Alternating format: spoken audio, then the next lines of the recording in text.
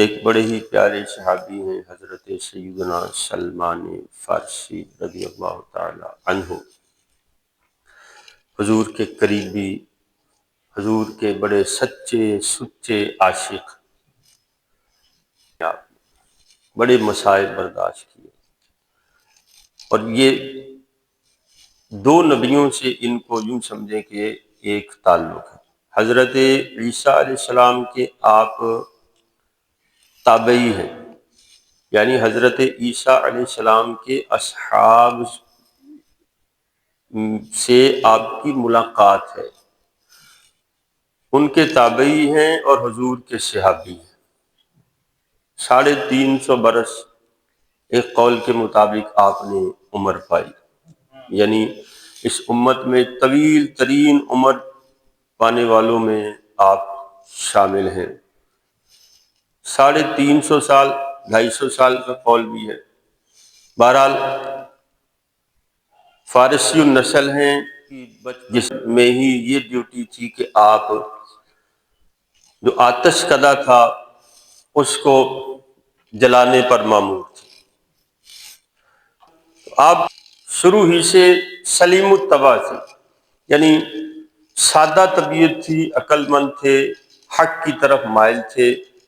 تو شروع میں مختصراً یہ کہ آپ عیسائیوں کی طرف راغب ہوئے، عیسائیت تھی اس وقت، ظاہر اسلام تو ابھی آیا بھی نہیں تھا۔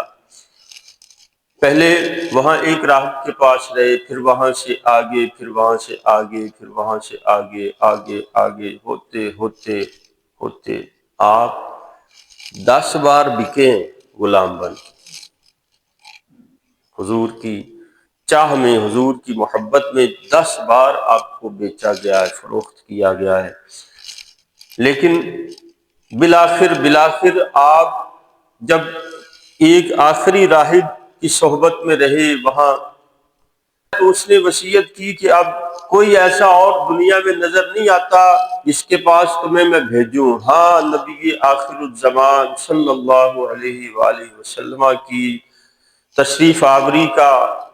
وقت قریب ہے، اور ساری نشانیاں حضور کی ہجرت گاہ مدینہ منورہ کی اس نے بتائیں۔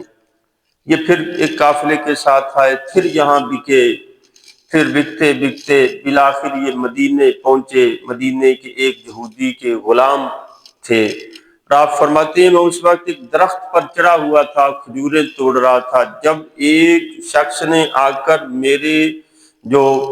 مالک تھا یہودی، نبی آخر الزمان محمد صلی اللہ علیہ وسلم مدینے تشریف لے آئے ہیں۔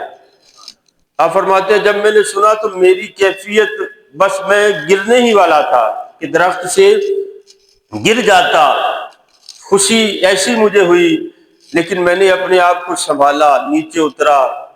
حضور کے بارے میں معلومات کی۔ جو نشانیاں مجھے معلوم تھیں ان میں سے ایک نشانی یہ تھی کہ رسول اللہ صلی اللہ علیہ وسلم تحفہ قبول کرتے ہیں، صدقہ قبول نہیں کرتے، حضور صدقہ نہیں کھاتے۔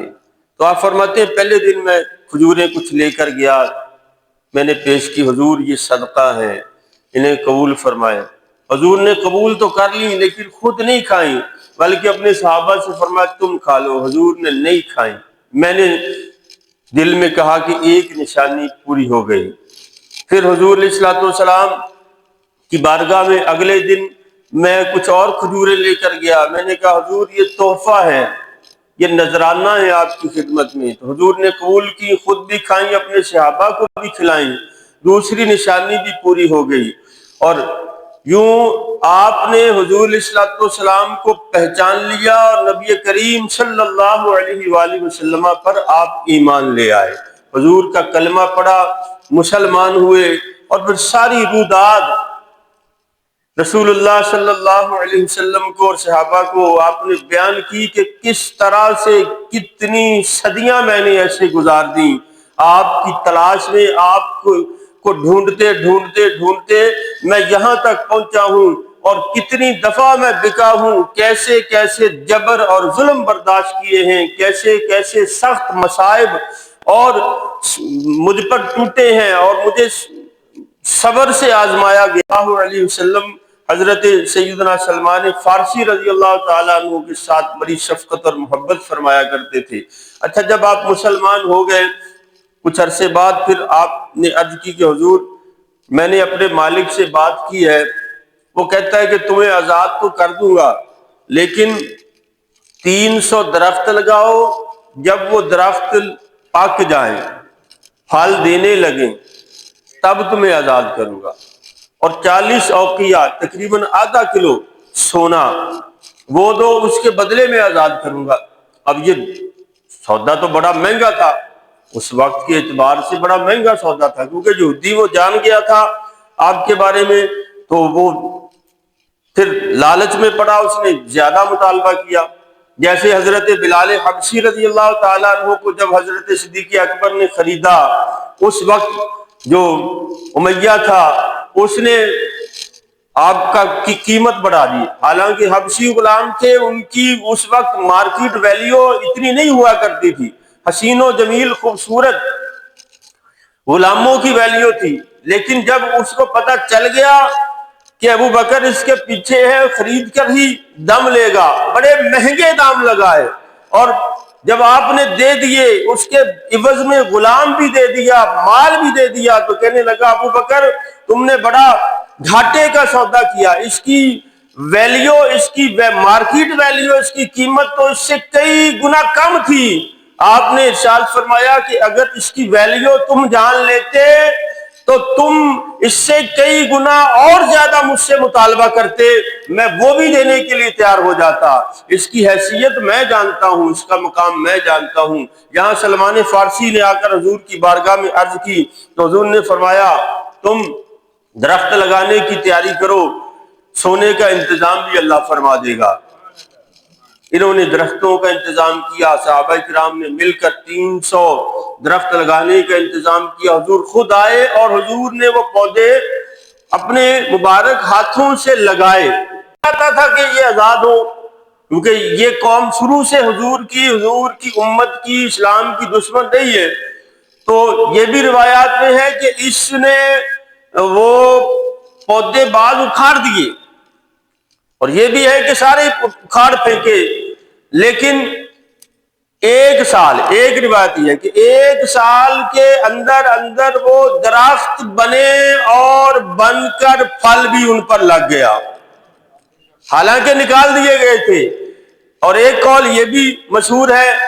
کہ شام کے وقت یہ کام پورا ہوا، رات گزری، جب وہ یہودی صبح اپنے کھیت میں آیا تو اس نے دیکھا کہ وہ پودے جو کل لگائے گئے تھے، جن کے جو نکال دیے گئے تھے کہ یہ اگے نا، وہ درخت بن چکے ہیں اور ان پر پھل بھی لگ چکا ہے اور پھل پک بھی چکا ہے۔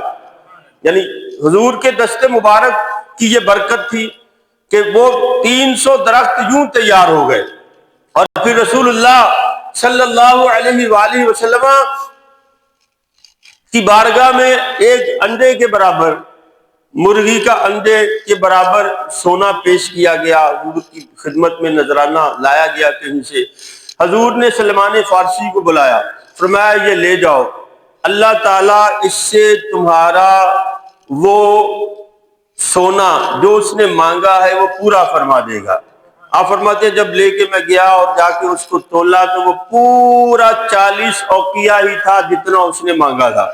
وہ دیا اور آپ آزاد ہو گئے۔ رسول خدا صلی اللہ علیہ وآلہ وسلم کی برکت سے آپ کو آزادی ملی، اور آپ نبی پاک علیہ السلام کے خاص اصحاب میں رہے، اصحاب صفہ میں رہے، اور ساری زندگی در رسول صلی اللہ علیہ وسلم پر ہی گزاری۔